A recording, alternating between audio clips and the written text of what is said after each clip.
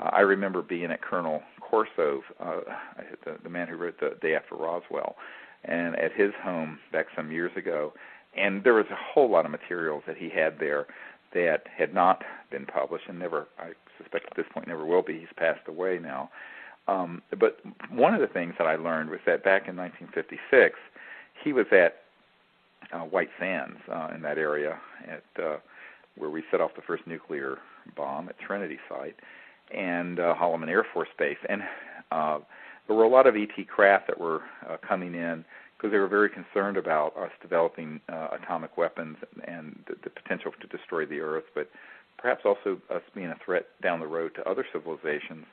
And we were using high-powered radar systems to attack and scramble the electronics on these ET craft once they became materialized. And that's why the one in Roswell crashed. I mean, the one in Roswell didn't just crash. It was actually targeted with these electromagnetic type of weapon systems that have been developed and have been known in classified programs since at least the 20s and 30s.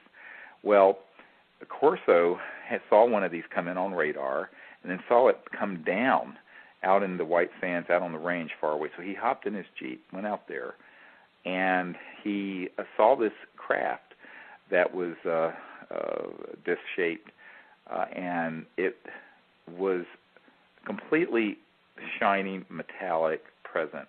And then it would suddenly vanish, and all he would see would look like a heat wave, a sort of a swirling, like you see a mirage when it's really hot on a road, but you could see straight through it.